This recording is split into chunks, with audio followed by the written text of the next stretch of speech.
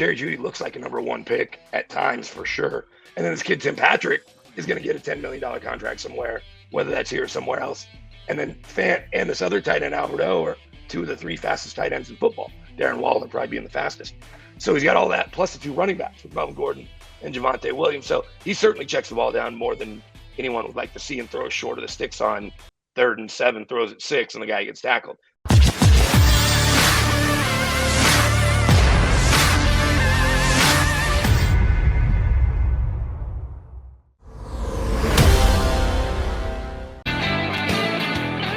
We are the Mac and Mac guys. Got a big game coming up against Broncos on Sunday. Here to lend some Denver insight. This guy's been covering them for years. He used to actually try and make me look good on the radio or sound good on the radio. One of the best producers I've ever had. Now doing a great job on the air out there in Denver as the reporter and host on KOA Colorado. Brandon Krisztal joined us here on Birds 365. How you been, BK? I've been good, Jody. John, good to talk to both of you guys. Yeah, everybody in my house is sick. I do a podcast with Broncos defensive lineman Shelby Harris. He's sick, so we didn't tape it yesterday. We're taping it today. It comes out every Thursday. We've done it 26 straight or 25 straight. So I had to skip that. He had to miss practice yesterday. A bunch of Broncos missed practice, and we can get into that. But he's just a little under the weather. Brian Dawkins is going to join us. Doc has a new book out. He's sick down in Orlando. It's just it's that time of year. Oh.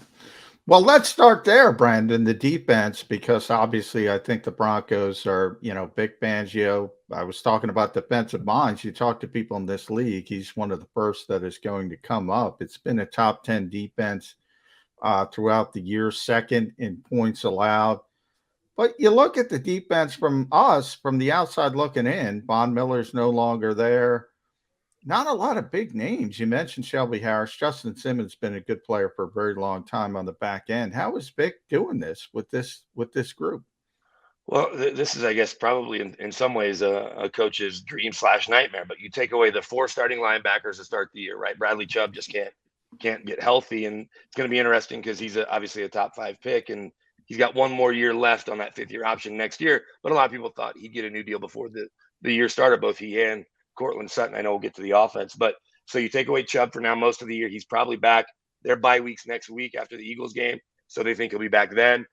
Von Miller, of course, you mentioned, you take away a Hall of Famer, and that's going to change the complexion of your D. And there are 2 inside linebackers, Alexander Johnson, who's been their top tackler the last couple of years, and Josie Jewell, who's just a really smart player from Iowa that one of those guys coaches love, right? You're always looking for his replacement, but coach doesn't want to take him off. So your 4 linebackers have been out for now multiple games, if not almost the entire season. And they actually got faster and more athletic because of a trade for a guy named Kenny Young, who the Rams wanted to dump because they didn't want to pick up his deal. And he was their second leading tackler. And then this kid, Baron Browning from Ohio State, who was the number 1 high school player before he left Texas and went to Columbus, and has just been up and down in his career, played inside, played outside in Columbus, and then hasn't played at all here. He was hurt all of spring, all of training camp, start of the season. He gets healthy, gets a concussion after those other 2 linebackers go out. So he's finally playing. So you've got a bunch of linebackers. That's on the inside. On the outside, it's guys you haven't heard of that aren't worth talking about yet. Although this kid, Jonathan Cooper, a 7th rounder, had 2 sacks the other day. They think he might legitimately be their Von Miller replacement, if you will. And so you start with the linebackers, which are in a lot of ways a key to a Vic Fangio defense. And the back end, you mentioned Justin Simmons, but Kareem Jackson's a vet, a hard hitter. They draft Pat Surtain Jr., who's looking like a perennial Pro Bowl type of pick at one side. And then they had Bryce Callahan most of the year. He's banged up. Kyle Fuller's played like garbage until this past week. And then it's a bunch of guys up front that maybe you haven't heard of, but they make plays. I mentioned Shelby Harris. Draymond Jones, the kid from Ohio State as well, 3rd rounder that's really living in the backfield. BK, we've been talking a lot the last couple of weeks about Jonathan Gannon's defense here in Philadelphia, which is bend but don't break. Well, it didn't break against the Lions, but it's pretty much broken against everybody else. They don't give up big plays. They sit in a comfortable zone. They let quarterbacks pick them apart underneath. How would you describe the Broncos defense? Is it aggressive, uber aggressive, passive like the Eagles defense? Just give us an overall reading on what you think the Broncos are trying to achieve on defense and have been able to achieve on defense. Well, I think it's a credit to Vic Fangio. You talk about how well regarded he is, and Brandon Staley's a head coach after just 1 year as a defensive coordinator in LA with Sean McVay, because he came from the Vic Fangio treatment. My voice is getting worse by the second. Hang on 1 second. Sorry. Take a sip there, But big guy. they're kind of a combination of everything, Jody Mack. They'll get aggressive when they need to and send blitzes when they need to, but they'll also disguise coverages. And I think that's what fooled Dak Prescott a little bit last week. What's funny is you look at what's going on with the Chiefs and their struggles, and people are trying to give different credit along the way. Go all the way back to how Vic Fangio played them with the Bears and then how he's played them with the Broncos. And the Broncos don't really get blown out by the Chiefs consistently. They lose every time now in the Patrick Mahomes era, but the game's always closer than you think.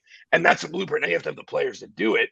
You have to be able to get the pass rush and cover on the back end. But the too high safety look, Vic was the first to do that and say, okay, beat us in the middle.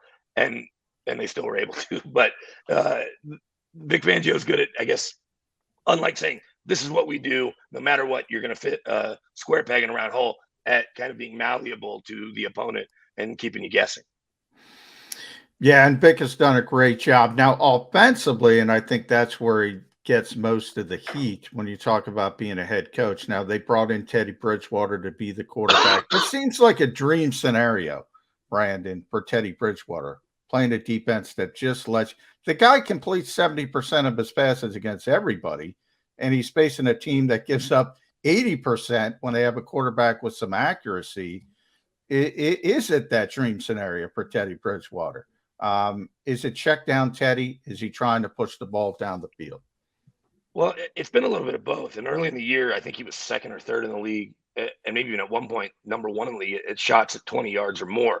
And He's also, he's had, and that was through like the first 4 weeks maybe, but Jerry Jeudy got hurt. Cortland Sutton kind of depends on the game. Sometimes he looks like the Pro Bowler from 2 years ago. Sometimes he looks like a guy who tore his ACL last year. And last week he only had one catch for 9 yards in Big D, which is, I'm sure, frustrating for a kid that grew up in Texas and played his college ball at SMU. But bringing Jerry Jeudy back, they get Noah Fant back this week. He was on the COVID list last week. He has a lot of weapons. And I just don't think Teddy or a lot of quarterbacks have had weapons like this, because Sutton's a legit Pro Bowler when he's healthy. Jerry Jeudy looks like a number one pick at times for sure. And then this kid, Tim Patrick, is going to get a $10 million contract somewhere, whether that's here or somewhere else. And then Fant and this other tight end, Alberto, are two of the three fastest tight ends in football. Darren Waller probably being the fastest.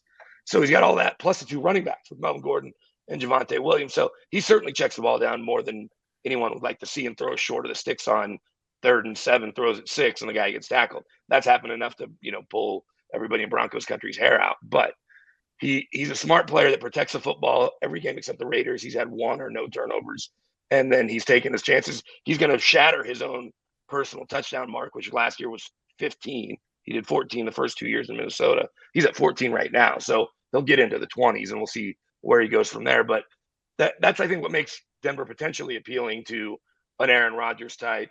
Maybe they think they have a shot at Russell Wilson. Maybe they get in the Deshaun Watson sweepstakes. Maybe they draft a young player. But they've got a lot of pieces on offense, and their O-line's been solid. They're just a little banged up right now. Eagles and Broncos will be competing this Sunday. They may be competing for those quarterbacks that Brandon just mentioned during the offseason, which may be even more compelling than this Sunday's game. I want to ask you about one of the guys you specifically hit on, Tim Patrick. I remember him at Utah. I saw him play a little bit coming out for the draft. One highly regarded, a big guy, nice target, but didn't have breakaway speed or anything like that. Has become, as you just said, a potential $10 million receiver with the kind of numbers that he put up for the Broncos last year and again this year.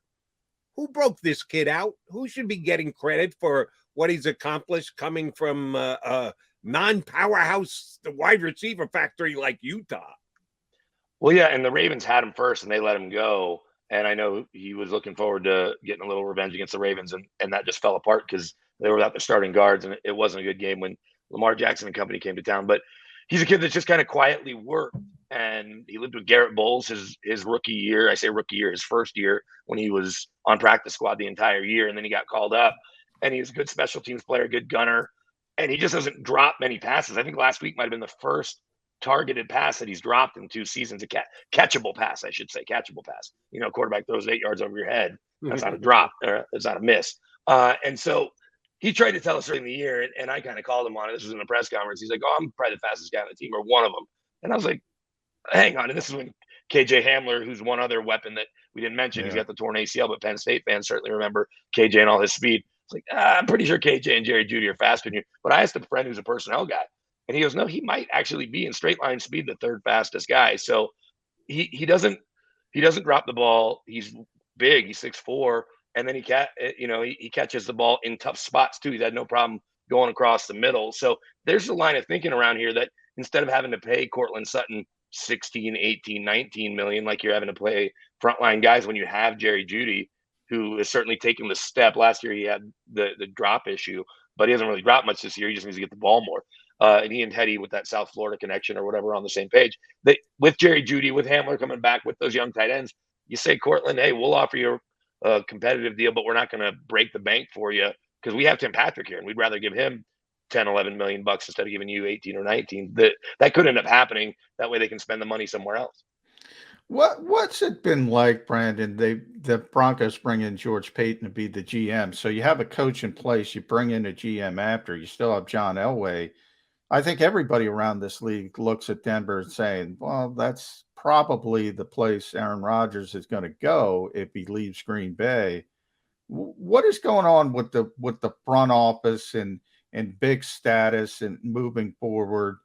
Because obviously, you know better than me, but it certainly looks like John Elway may be thinking about trying to recreate Peyton Manning at the end of his career and trying to go for the Super Bowl that way.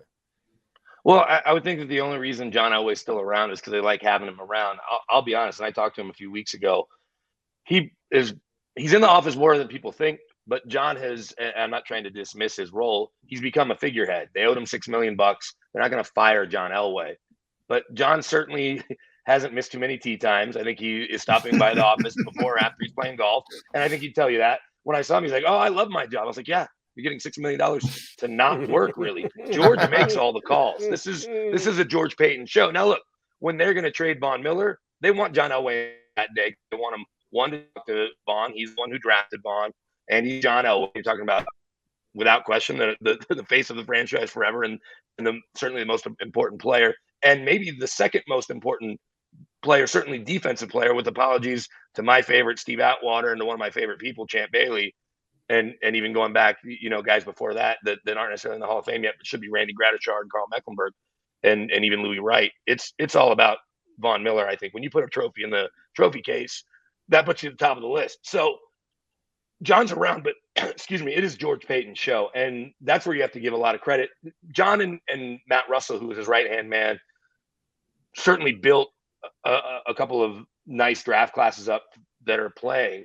But George Payton's draft class is looking like a home run because of how well Surtain's playing, because of how well Javonte Williams is playing.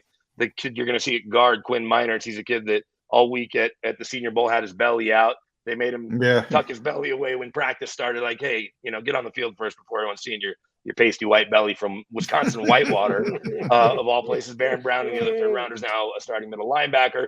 And then this kid, Caden Stearns from Texas, is a fifth rounder. Got a couple picks. He's got a couple sacks of Lamar Jackson when he was in the dime blitz package. And I mentioned Jonathan Cooper may end up leading the team in sacks. So George Payton has really done a good job in the draft. And then I mentioned Kenny Young, Stephen Weatherly's another guy they traded for. So it's an attractive roster. I would keep John Elway around because he's John Elway. Maybe you cut his salary in half, and instead of paying $6 million, he's getting $3 million just to be president of football operations. Or maybe he moves on and he's just around as a special consultant or whatever, so you can bring him in when Aaron Rodgers is visiting, if they give him permission to go seek trades, so he can take Aaron to dinner or be part of that.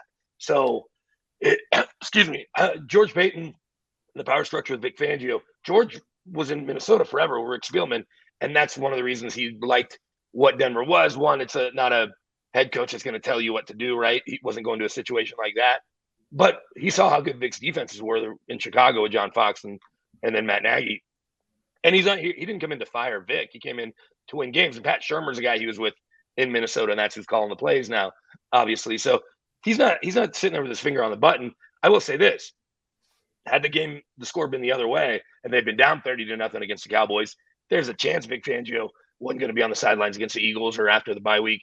But now it's a question of, is he saving his job? Is everybody saving their job? Because they beat the Eagles. They're 6-4 going to the bye week. In this division, 5 of the last 7 games are in the division.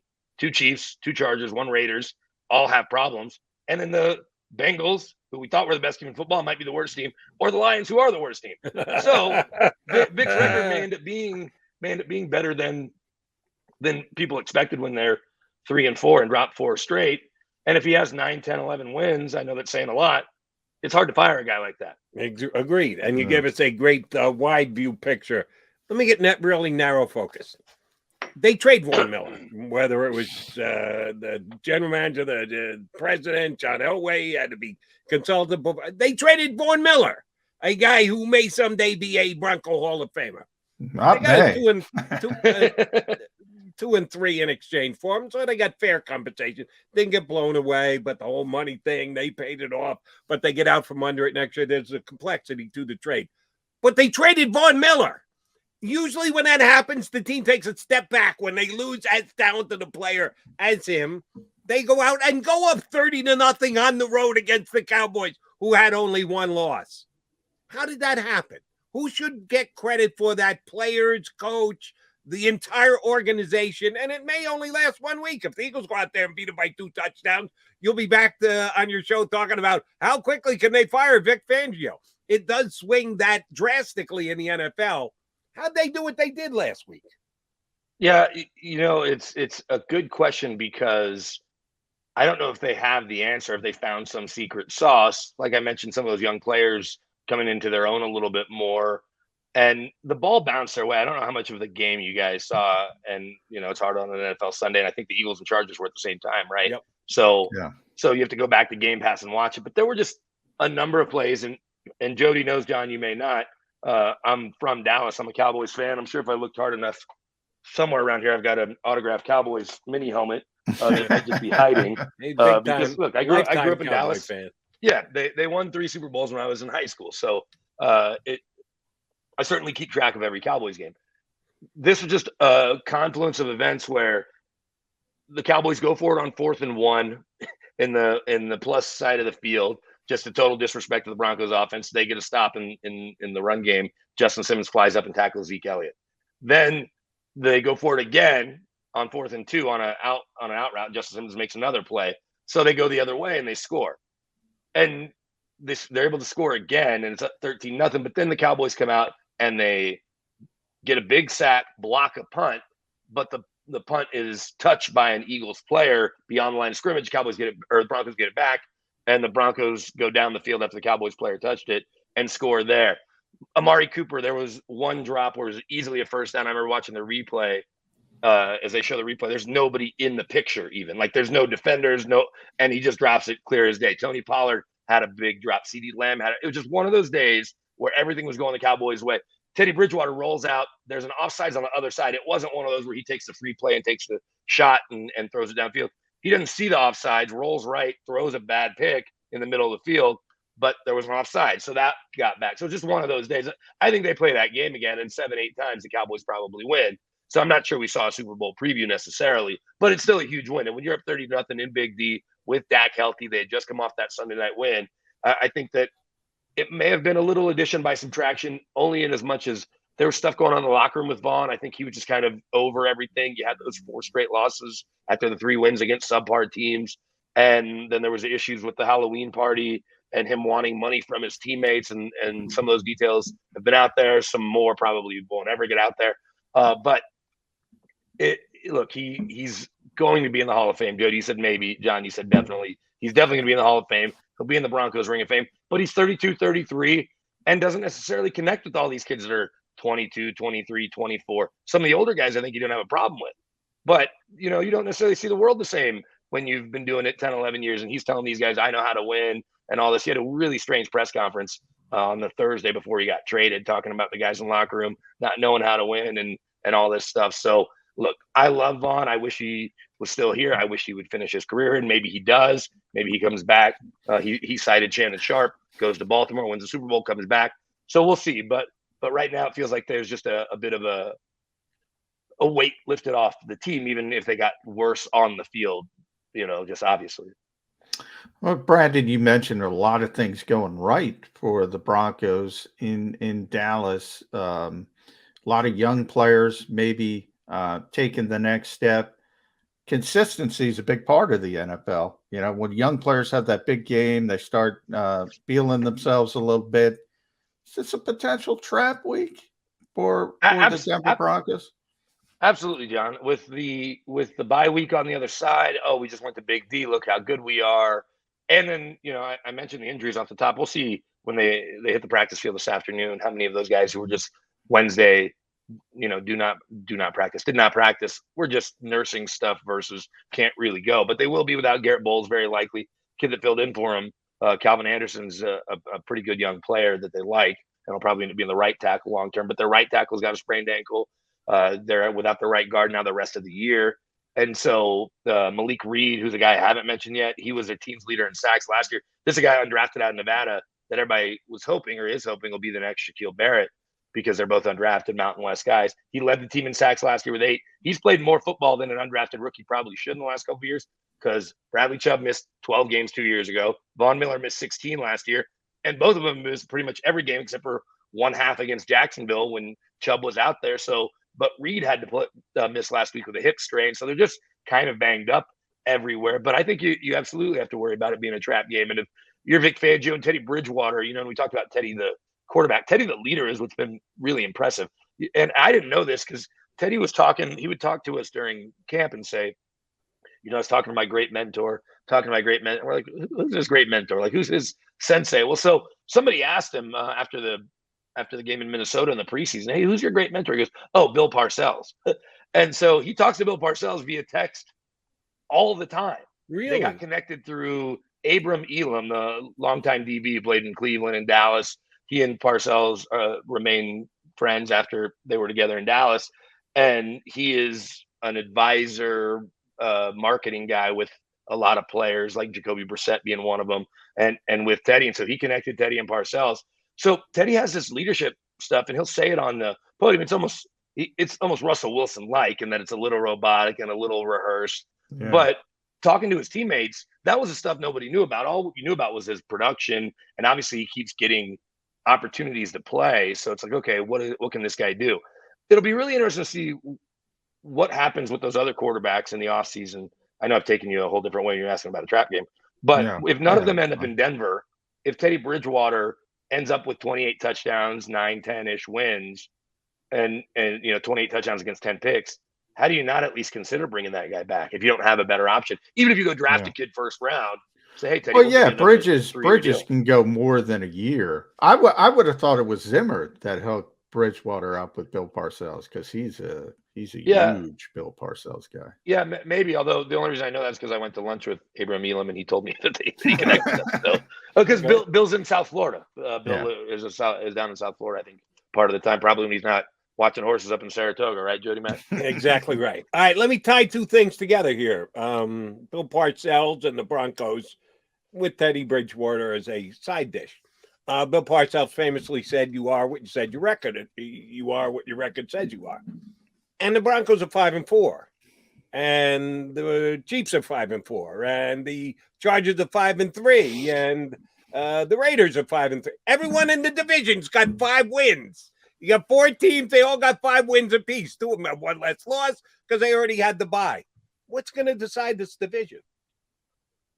That's a great question. And, the NFL sometimes just gets stuff right unintentionally, or maybe that there's a lot of thought that goes into it. But having all those division games late, especially in week 18, it was week 17, now week 18, I think it's going to be great across a bunch of divisions, right?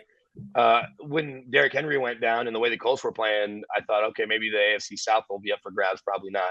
We know the NFC East is likely going to go to the Cowboys, but I think a bunch of these divisions are going to go down to the wire. NFC South probably being a really exciting one with the Saints and Bucks and what they're doing. But the AFC West, you can make a legitimate case right now that the 3 teams that aren't the Broncos could win the division based on how they've played and who their quarterbacks are. And the Broncos, based on what they did against the Cowboys, say, well, they're not going to be an easy out. And like I mentioned, they go to Kansas City in 3 weeks. So the bye week, then you get the Chargers here. Could be a win. They've beaten the Chargers here plenty, even last year with Justin Herbert. Then they go, or maybe they won there and lost here. Either way, they beat the Chargers at least once last year. But then they go to KC. I don't know what to make of Kansas City right now. It's mind blowing because I'm as big a Patrick Mahomes fan as there is, and their defense is atrocious. But the fact that it's like he's reverted to some of his Texas Tech stuff where he knows he has to make plays to win, but he's not making enough, of the smart plays and just taking what's there. And the Chargers certainly have their own growing pains and maybe a rookie coach and a young quarterback that isn't ready to be anointed yet as a perennial Pro Bowler, but you have to like him.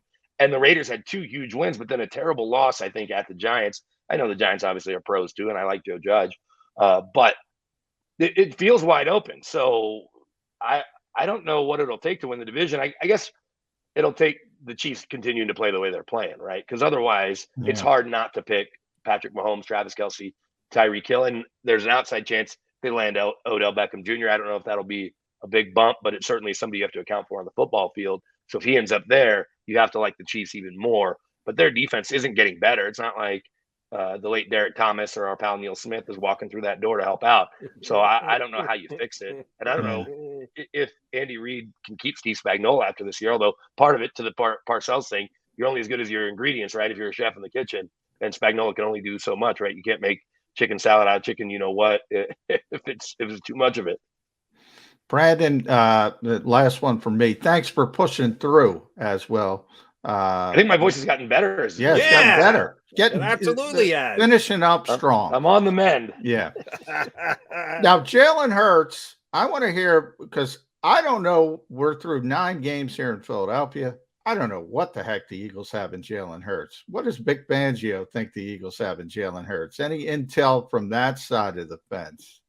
If you'll give me 10 seconds, I can play what Vic Fangio said about Jalen Hurts yesterday because I have it queued up right here. So you want to hear what Vic Fangio said about Jalen Hurts? Free edit. Yeah, please feel free. Let's see. So real quick, let me find. Here's Vic talking about Jalen Hurts yesterday. Okay. Here it is. Right here. All right. Ready? How many of y'all can hear this? Good quarterbacks. Oh, hang on. I got to do one more thing. Here we go. Right. Live YouTube action. Live Birds 365.